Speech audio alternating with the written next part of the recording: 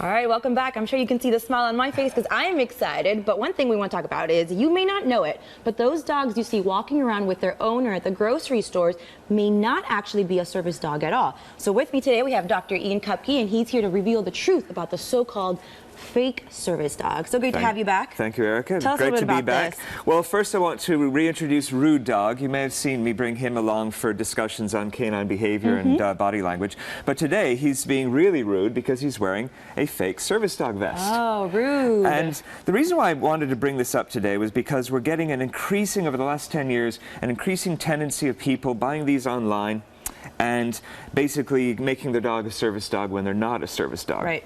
This is really easy. This cost me $20 online. I won't tell you which website it is, but for an extra $1, I can get a bona fide service dog identity card. Oh, always just for Wonderful. an extra $1, right? So basically $20 and I've got myself a service dog. Now Okay. the problem is that while this seems to be a victimless crime, what we're actually doing is making life a lot harder for disabled persons with genuine service dogs. Exactly. And what happens is basically a fake service dog has no training necessarily other than being a pet.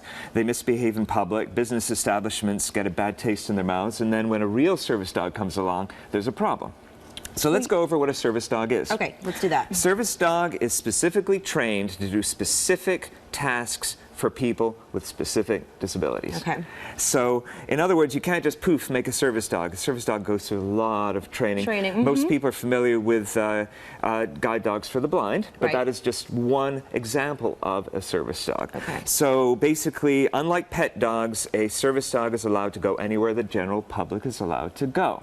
Okay, now something I know that we were talking about during the break is that you mentioned that there were 3 types of dogs. Right, right. So let's move on to the next type, which would be, say, a therapy dog. A therapy dog can literally be any dog that's socialized and they go to visit hospitals, children's hospitals and so forth to basically interact with children, but they're not service dogs. Okay, so there is a difference between the two. Right, right. Now the third type, which is the one that's come up in the last 10 years, is the emotional support animal, Yes, or the I think that's the one we normally see a little more now, Right. you know, airports and whatnot. Well, here's the sad truth. Whilst there is a legitimate need for an emotional support animal, people with anxiety disorders will have an emotional support animal.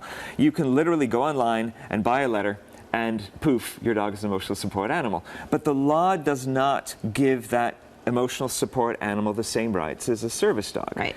An emotional support animal is only allowed to go places where pets are allowed to go.